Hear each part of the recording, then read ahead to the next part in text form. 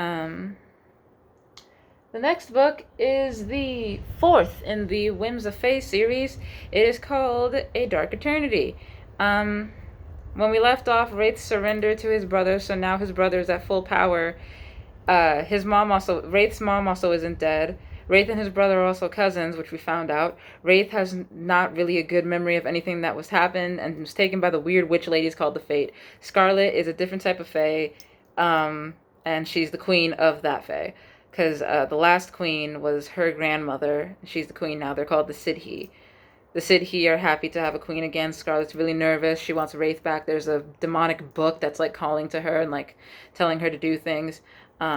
Caleb thinks that this might all be in the plan. He is actually getting Cade to work kind of as a double agent. By the end of this book, Genevieve, the Seelie Queen, she's dead. We still have no idea what's happening in spring. But by the time this book is over, Genevieve is dead. All of the like seasonal Fae have their powers at full power again. In the Autumn Court, Sage's brother killed their dad and sided with Navina. The Summer Court has sided with Navina. And Scarlet needs to figure out how to stop Navina and then, by extension, stop the Fates. So, but I do know that by the last book, everybody's on her side again. So that's good. I want to know what's going to happen to Navina, because Navina's not going to just get... Navina's the Winter Queen. Navina's not just going to give up. She's going to, like, fight for what she thinks is right. But also, it seems like no one knew about the Sidhi before Scarlet found them. So by extension, I think that means that people don't know about the actual threat that's looming over them all. But yeah, so the Fates want to get Raith to bring Scarlet to their father, who is Anku, and he is king of the Deadlands. And the oldest Fate, named Dekuma, she's like creeping on Raith, which is weird. Morta is the middle sister. She seems to just go along with whatever the older one wants.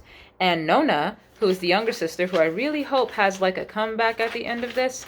She is, she used to love somebody and their father disapproved, so their father had him killed. And Nona hasn't quite been the same since then. So I'm hoping that that means something. So, yeah.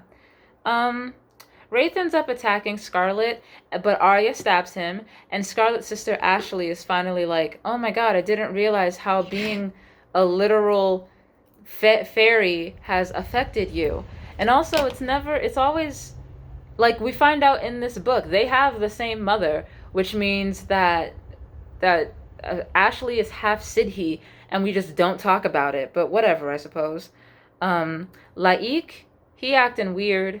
And I'm really happy that I picked up on that, because yeah.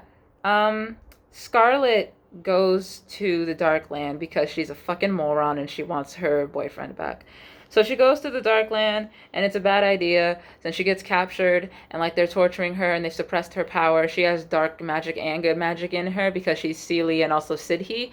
And Anku wants her to pull on the dark magic, because apparently what happened was that, like, I guess Anku is some type of like dark king or whatever like that, and like when he was about, everything was kind of terrible. He wants to use Scarlet's blood to break the curse that her grandmother put on him, and the Fates are the reason why their mom is dead, because they like drove her insane and they stabbed her and stuff like that. And apparently Laik, the Seelie dude, he's Scarlet's dad. Like, who knew? And Scarlet gets away from Anku, and she's able to help Raith remember everything. Genevieve dies. Laik is also her son, which means that Scarlet, if Laik were to die, Scarlet would be both Sidhi Queen and Seelie Queen. And Laik wanted to stay with Scarlet's mom, like, as if that's supposed to mean something to Scarlet, because he didn't. And Scarlet gets rid of the book that manipulated her into going to the Darkland. And yeah. I knew that Laik was her dad the moment I found out that he was acting funny in this book, because he came up a whole lot more in this book for just like no apparent reason. So this is also a bookmark. I keep playing with it because I need my hands to be busy. But yeah, so I kind of don't like not knowing what the antagonist's motive is. And I suppose if it's just power, at this point I'm driven forward by my love of these characters rather than like any sort of story type thing. Although I like I said, I do still want to know what's going to happen to Navina, because she thinks that she has 3 out of 4 on her side. We still don't know what the Spring Court is doing, but the Seelie and Unseelie courts are on Scarlet's side, and Scarlet also has the entire Sidhe behind her. So that should be interesting. I also wonder why they don't like humans, because it kind of seems like they all need, or at least the Summer Court, it seems like they need humans in order to do the thing. Yeah. I hope Nona comes in clutch, like I said before. And also, like, I don't like stories sometimes where there's like a whole balance thing that you can't upset, because it's like, well, then why are we upsetting the balance? Like, yeah, it sucks to be the antagonist, but at the same time, if you upset the balance, what makes you think it's going to stay in your favor? That's the thing. Why does it always stay in the bad guy's favor? Like, what? Yeah, so Navina, Ajax, and Cassandra have, Ajax is also now the Autumn King, I suppose. They now have targets on their backs. Sage, her sister, and her sister's boyfriend, who didn't come up before, but still, they are with Calum in the Unseelie court. And Raith's mom and Raith are with Scarlet, obviously. And yeah, I don't know.